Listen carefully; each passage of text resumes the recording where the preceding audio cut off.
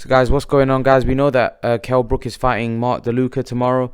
Kell Brook has mentioned that he wants to fight Errol Spence in a rematch, and Errol Spence has basically trolled Kell Brook, basically saying to Kell Brook, "Leave me alone. I've already ended your career." And I find it kind of funny that Kell Brook is chasing the Errol Spence fight. He's in my opinion, Kell Brook is degrading Errol Spence's win over him. And here's how he's doing it.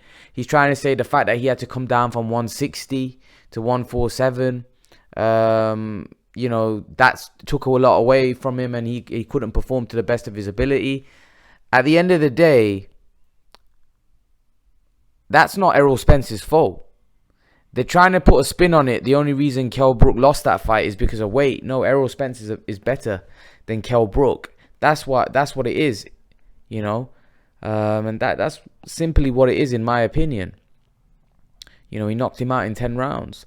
That's irrelevant whether he had to come down. And I just feel like they're trying to. They always do this. They're trying to promote Kell Brook. There's not much to promote about him. There's one win over Sean Porter, which they keep going on and on and on about. But at the end of the day, we need to see him in against top-level guys and him beat top-level guys convincingly. And him wanting to face Errol Spence. Errol Spence is basically saying, what do I get from fighting you? What do I get from fighting you? I've already beat you. I've come to your backyard and beat you. Why do I need to fight you again? You haven't got no title. You haven't got anything for me. If Errol Brook had a title at 154, Errol Spence would fight him in a heartbeat, no problem. Errol Spence just beat him in front of his own crowd.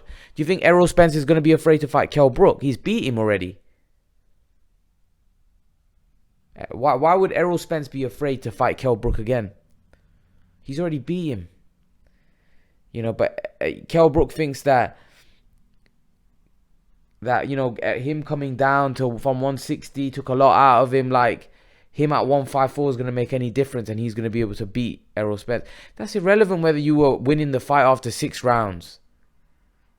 That's irrelevant, because at the end of the day, you got knocked out. And that's the be-all and end-all.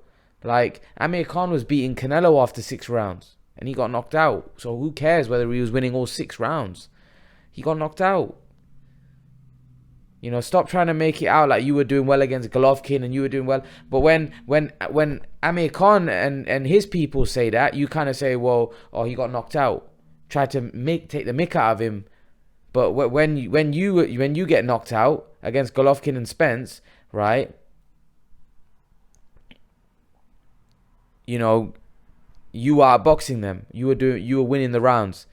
But Amir Khan does it. Oh no, he got knocked out.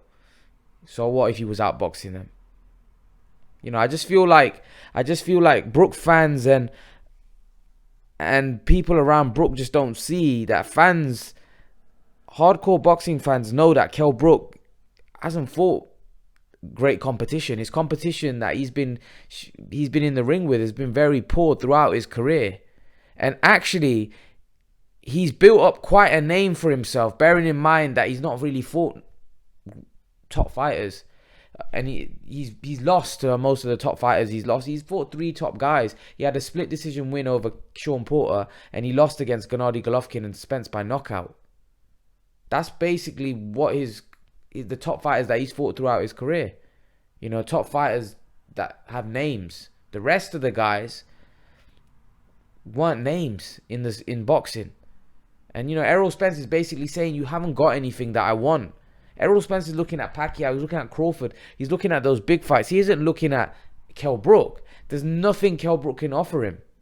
He's not interested in Kell Brook. And that's the truth. That's the truth. But leave your thoughts, let me know what you think, guys. And I'll see you guys in the next video.